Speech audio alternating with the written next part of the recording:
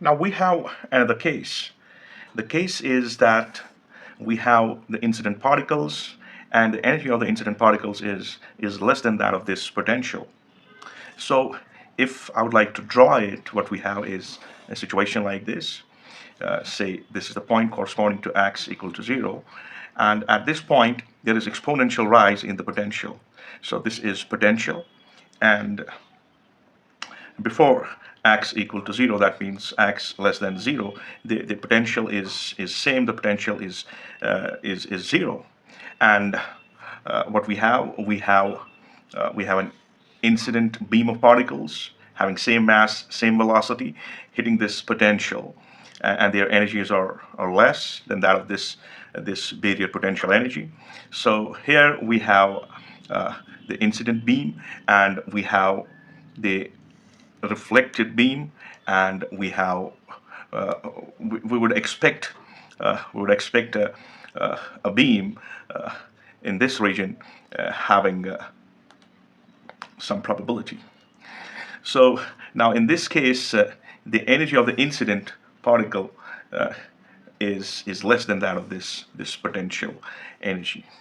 And to go with this case, what we have is we have the energy of the incident particles in this case is less than that of this barrier potential.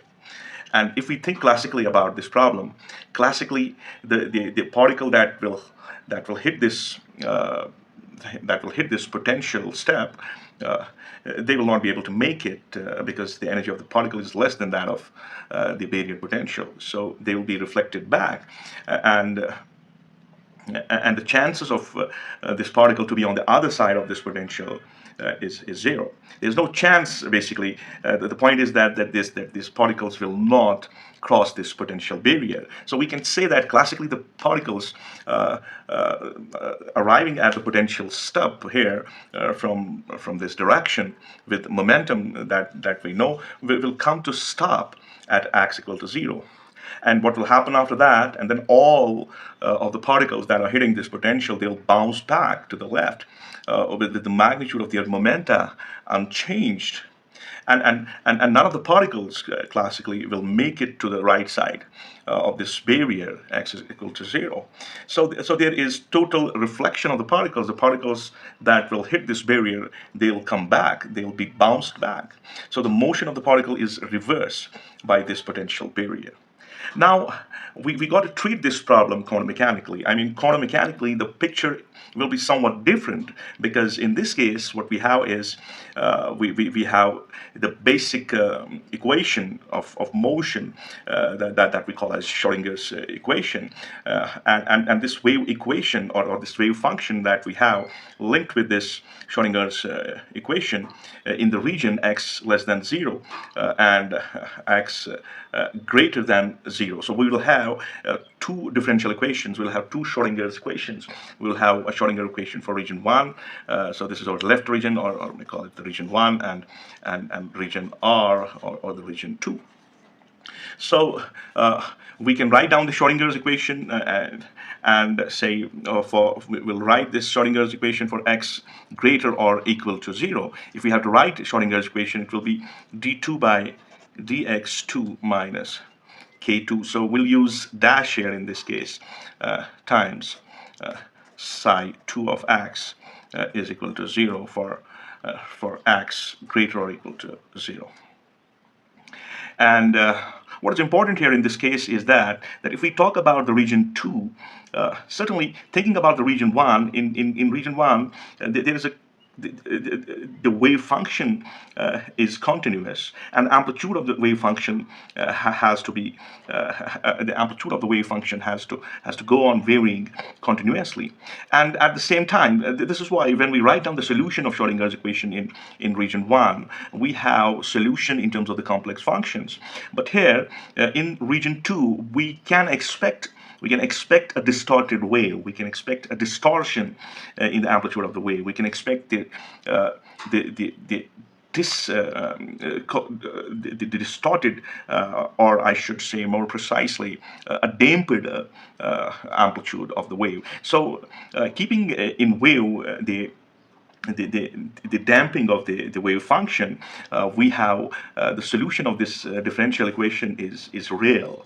So we can think of this k2 as we understand this k2 dash it is basically under root of 2m v minus e by h cross scar, and the solution of this differential equation.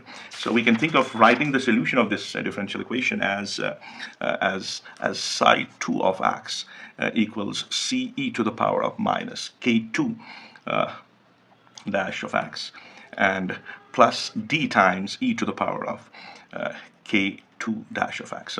So we have here a real, the solution of the differential equation is chosen to be real for x greater or equal to 0, because what we expect is that the wave function will be somewhat distorted. It will have dampened nature, and we can also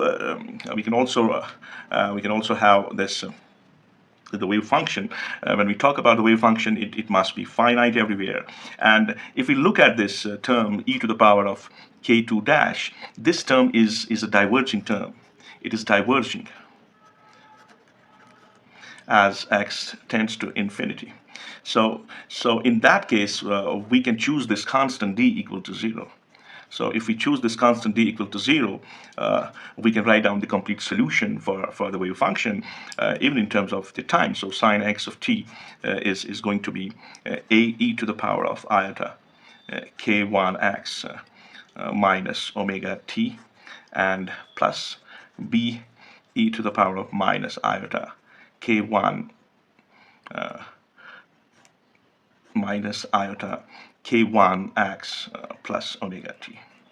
So this will be for x less than 0. We have already gone for this this part of the wave function.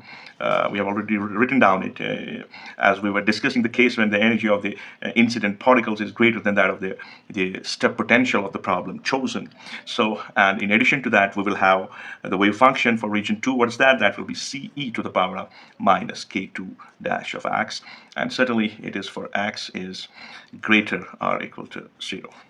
Now, what is important here is to calculate, we would like to calculate the reflected and transmitted coefficients, as we did in the previous case, in which the energy of the incident particles is greater than that of the barrier. Now, in this case, what we have, the energy of the incident beam of particles is less than that of the potential barrier. So, if we have to calculate, we would like to calculate the reflected and transmitted coefficients, what we should, what we expect here is that the transmitted coefficient, which corresponds to this transmitted wave function. What is that? That is here I can write down the time term as I omega t minus I omega t. So if we think about this, psi t of x equal to c e to the power of minus k2 dash x, what we expect here is that this transmitted coefficient should come out to be 0. Now, why should it come out to be 0? Because this c e to the power of minus k2 dash x, it's a real function. It's purely a real function. And as I told you that in the region 2, we have the distorted wave function, and that's why the solution that here is taken is real. So if I think of writing J transmitted in this case, the current density, that is h cross by twice mi times psi transmitted of x, then d psi transmitted of x by dx. See, I'm not taking the complex conjugate because the wave function is real, so, and real functions don't have complex conjugates. Otherwise, it should have been psi t of x, then d psi star of dx by dx minus psi t of x d psi t of x by dx. So we can see, we can simply cut this, and we have J transmitted equal to 0. So the whole story that we could have in terms of the coefficients is that this reflection coefficient must be equal to 1, because all we do is we expect that this reflection coefficient must be equal to 1. And we can, on similar basis, we can use the boundary conditions in this problem, and and at x equal to 0, you will have psi 1 of 0 equal to psi 2 of 0, and their derivatives have to be continuous. Dou psi 1 of 0 by dou x is equal to dou psi 2 of 0 by dou x. So when we use these boundary conditions, and we and doing so, we will be able to calculate these constants. The b comes out to be k1 minus k2 dash with iota divided by k1 plus iota k2 dash times a. So this is our b, and c we have twice k1 divided by k1 plus I k dash 2 and a. And as we discussed already, that this a is this constant a can be calculated using normalization condition, and we can see that if this is b and we also have a here, and we can find the ratio between b and a, the square of b and the square of a, that gives us a reflected coefficient r. So reflection coefficient r is magnitude of b square by magnitude of a square, and it comes out to be k1 square plus k dash 2 square divided by k1 square plus k2 dash square. A very simple algebra that can be used from this equation, from these two equations, and we can see this reflection coefficient comes out to be equal to 1. Now the point is that we are obtaining the reflection coefficient as is the case in the classical physics. So there is, however, a difference with the classical case here. While none of the particles can be found classically in this region, so classically x equal to 0, E is less than V, this is our V, the particles are going, they're bouncing back, you won't expect any particle to be in this region. But quantum mechanically, there is a non-zero probability for psi. We have psi t of x, the wave function, the transmitted wave function, and we can calculate the probability of this transmitted wave function. So what is that? That is psi transmitted x, the magnitude of this wave function of whole square. And making these calculations, we can substitute for psi t of x, and we come up with c square e to the power of minus twice k2 dash of x. So we can clearly see here that we have calculated the probability of the particles to be on the other side of the potential barrier, and this is certainly, this equation is appreciable when we are close to this potential barrier at x equal to 0. And what happens at this point is that this probability falls. It falls exponentially. It falls exponentially. So if we track down a wave, and there is some probability, and it falls exponentially down. So if suppose this is 0 and this is some length L. So this is our probability density for the transmitted wave function. Okay, so we can see here, so this equation is the reflection of the graph that I'm interpreting here, that there is a finite probability for these particles that are hitting this potential. For these particles, there's no chance to cross this border classically, but quantum mechanically, there is appreciably a good, there is appreciably a finite, even though the magnitude of probability is probability of being on the other side is very less, but there is some finite probability, and that's it. So we can conclude from this lecture that classical physics has no answer for why certain certain processes are there in which you can have a particle outside the potential outside the potential of whose energy is less than that of this potential barrier. Classical physics forbids it. It has to be in this left region forever. It can never be in the region R.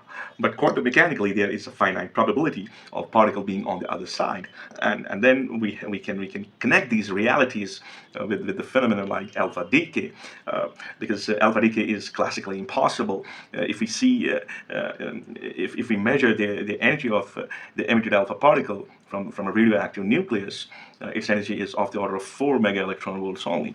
but the barrier it has to cross is of the order of 24 to 26 mega electron volts. So this kind of emission of radiation cannot be explained using Newtonian mechanics. And Newtonian mechanics has no answer for this. This alpha particle should always stay inside the nucleus. There should be no reasons for alpha particle to come out of this nucleus.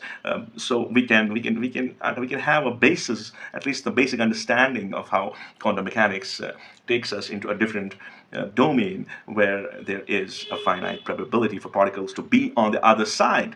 And at the same time, it's not like that if you have the energy of the incident particles greater than that of this potential barrier, it's not like that all the particles will penetrate this potential. Again, there's a probability that some of the particles can be reflected back, even though their energies are greater than that of this potential barrier, which is against the basic laws of classical physics.